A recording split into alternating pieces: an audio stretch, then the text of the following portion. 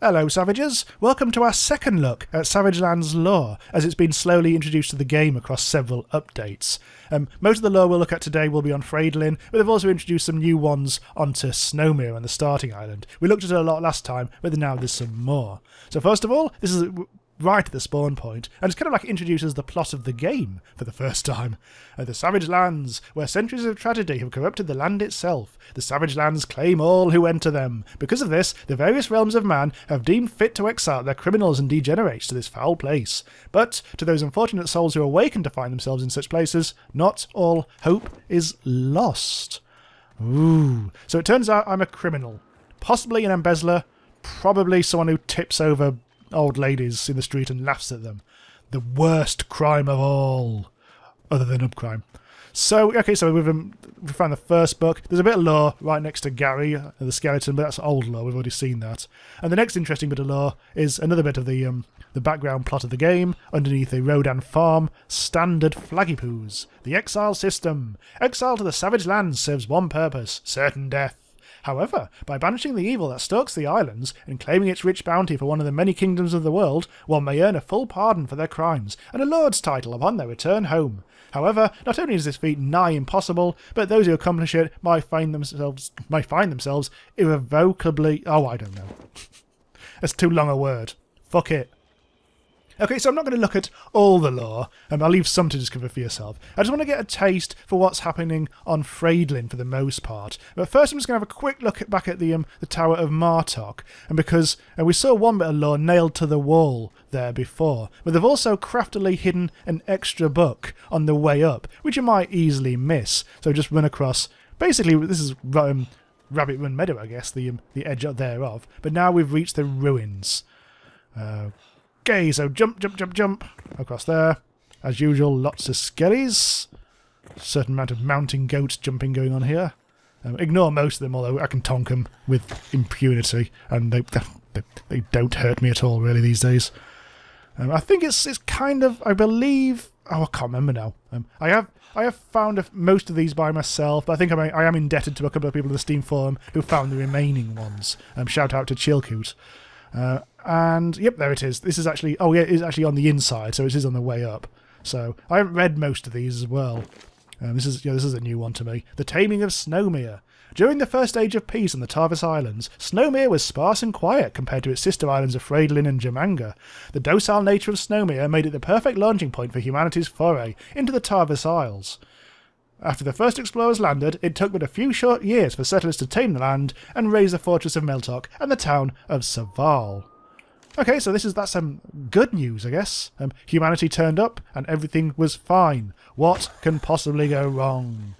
Okay, before we go on to Frayed Lynn, there's just one more bit of lore I want to show you. There are a couple of bits of lore new to Snowmere, but I'll just show you one more. And that's over on Sentinel Hill.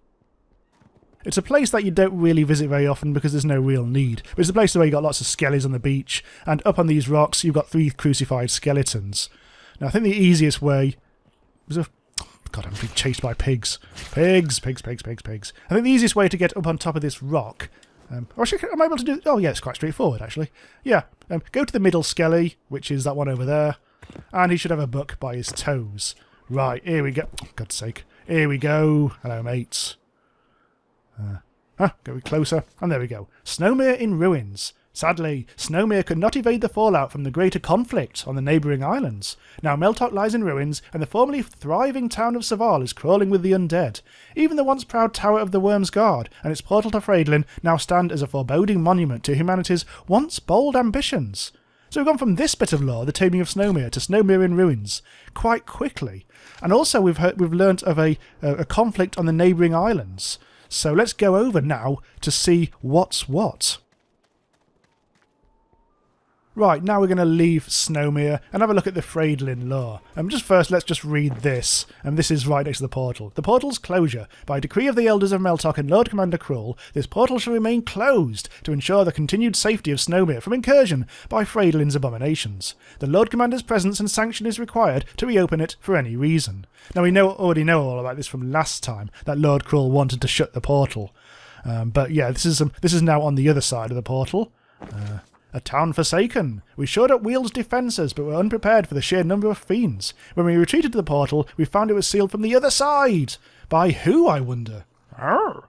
To think our brethren at Saval would turn their backs on us to save their own hides. Our weak and infirm have boarded fishing boats to ferry across to Snowmere. The icy waters of the strait are treacherous at this time of year. Yeah, that's we found out about that last time as well, the fact that people tried to make the crossing and then died. It was most tragic. Right, just going anti-clockwise around the island away from Weald. Now the first one I found is kind of...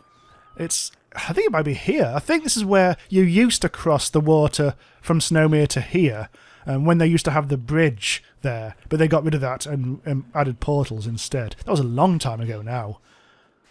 Oh, there we go. Very straightforward. You don't even have to go out onto the pier.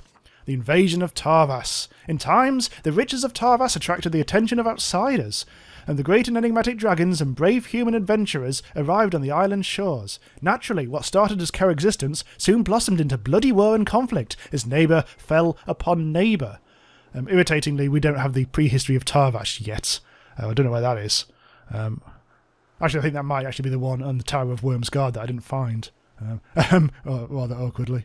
So, this is interesting. So the great and enigmatic dragons and brave human adventurers. So there were dragons and humans all working together initially, by the looks of it. And there's more than one dragon. It wasn't just Kerr being a right prick.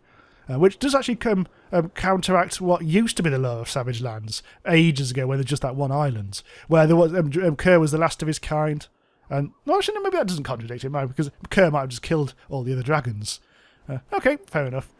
Right, so there's actually some more if I go further along down the coast. I think the port of Gamlamar.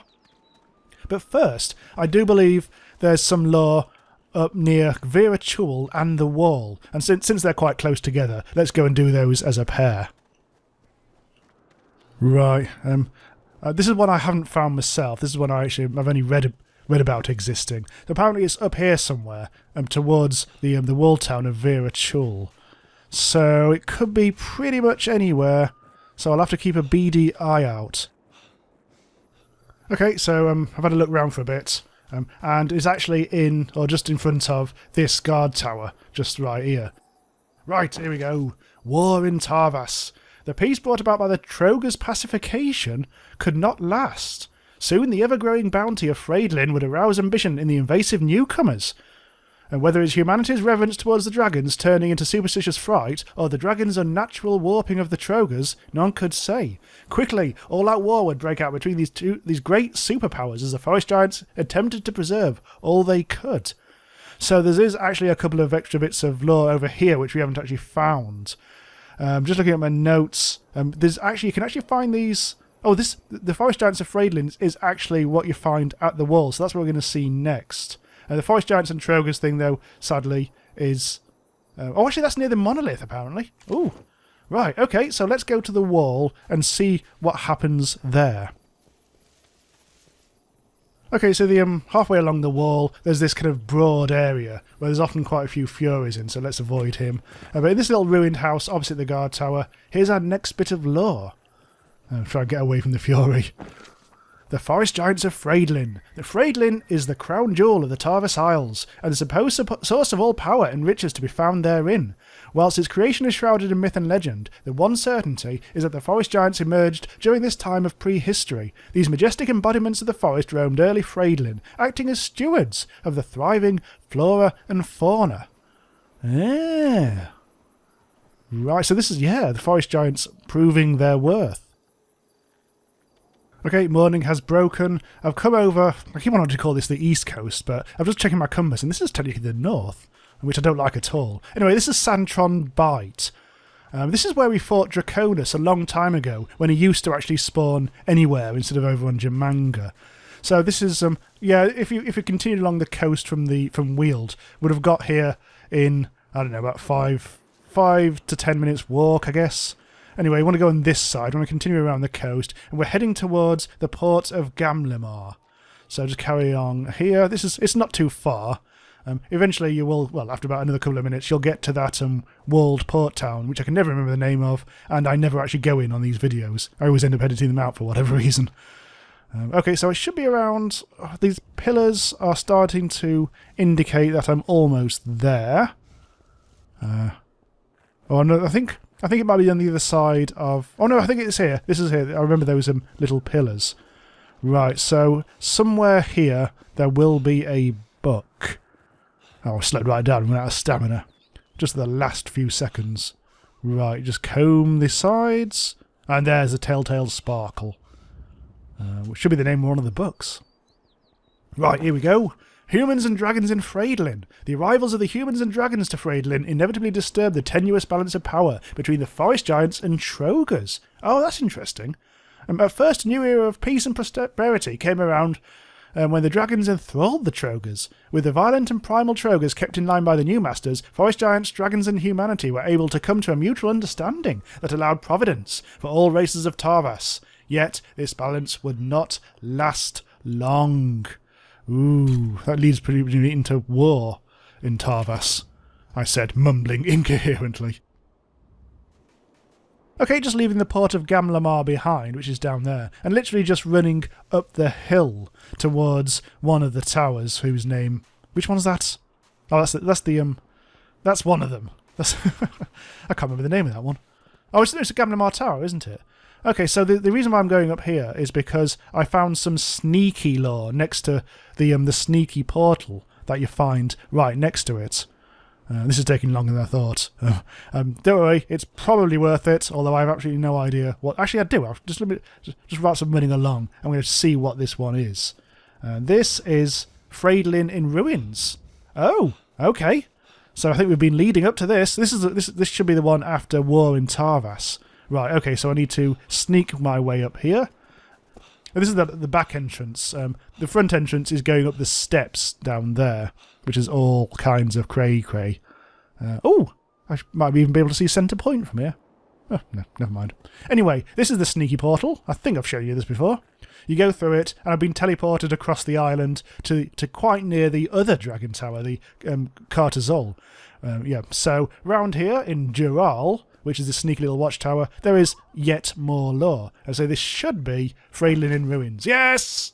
There would be no victor in the conflict over Frayed Lynn. Humanity lay dead or damned into eternal undeath, while the sole dragon survivor, was struck mad with grief for his fallen brethren. So there were lots of dragons. Ooh!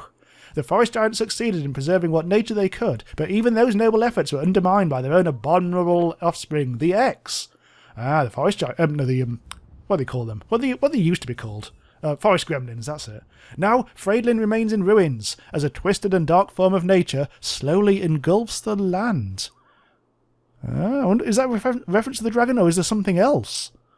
Interesting. There's only a few more books left, but they're over on Jormungahr. Oh, what a pain in the arse. Okay, so I came up to the monolith to get rid of that bloody death marker. But then I noticed that there's also a book really near the monolith, and it's just down here in the guard tower. That's kind of like below the monolith somewhere. This place is crawling with furies, so I'm just going to do a bit of a smash and grab. Okay, that's Forest Giants and Trogas. Now I'm going to... ow, dicks! I'm going to run for it, and then we can read it elsewhere. Okay, I've left all that shit behind. I'm heading towards Snowmere and the far side of the island, where we're going to cross over in the portal to Jormungahr. Okay, let's just quickly get somewhere safe, where we know we're not going to get attacked. And let's read that lore that we just picked up. Forest Giants and Trogas. It was not long before the Forest Giants' dominance would be challenged. The Trogas of Jormungahr, nearly as old and as powerful as the Giants themselves, made their way to Frayed Lynn and quickly destroyed all in their path. The conflict ended in a standstill between the two forces, but the scars on the land continued to serve as testament to their battle. It gave form to the rivers, canyons, and mountains across Frayed Lynn. So terraforming by battle. Very cool. Okay, there's a bloody fury over there. I think I can just see the green glow of the portal of stone. Yeah, there it is. Just there, directly ahead. And we'll creep over to the other island. Why not? Dawn is breaking across Snowmere. I'm just going to make a run for the portal. I don't really want to take on the Troga. I've got no stamina. Oh, God, I think he tonked me there. At least he hasn't got bleeding damage anyway. So I'm just going to run into the portal and hope for the best. Well, slowly crawl because I've got no stamina anyway. And here we go. And before we do anything else, might want to just set the spawn point. Okay, there's about 5 bits of lore on Jormungahr. We won't look at all of them, but we'll look at as many as we have time for. I think the first one, I haven't actually seen any of these for myself yet. I think the first one is found, there we go, right at the very end. Origins of the Trogas. From its beginnings, the island of Jormungahr was always a place of danger, shaken by violent tremors and volcanic activity. It was from this volatile crucible that the Trogas came to be. The violent and primitive race embodied all the fury and strength of the earth. Warring constantly amongst themselves, the reign of the Trogas ensured Jormungahr was always in a state of upheaval. I could hear some baddies. There we go. I'm not going to be able to fight any of these. I've got no bandages or anything like that. Oh, and it's bloody gone foggy. God damn it. Okay, coming over to the middle of the island, the ruins of Ketazar. This is where we fought Kerr, in that episode where I knew I was going to die. In fact, look, there's me right now. And this is my little campment where I built a lean-to, which has now turned into a big lean-to. So it's a bit difficult to get actually inside the house. Never mind. Okay, so there's a bit of lore tucked around here somewhere. I think it's right next to the gong. Bloody lean-tos. Right, so let's go up through here. I know there's a lot of furies up here, so we've got to be careful. So I'm going to wait for my stamina to get back, otherwise we will die. Where would lore be? It's on the wall. It's on the wall near the gong. Let's have a look. Oh, there it is. I was expecting it to be up there, actually. Okay. Nothing around. We can read the lore. The enslavement of the Trogas. While a band of Trogas left Jormungahr to clash with the forest giants of Frayed Lynn, the vast majority stayed behind to continue their ceaseless battles. In time, however, the relative warmth and massive spiritual energy that the Trogas unwittingly basked in on Jormungahr drew the attention of the dragons. These ancient erudite creatures of the world swiftly subdued the native Trogas, enthralling them to a subservient slave race used to build arcane relics and extravagant monuments. Such as the monolith, maybe.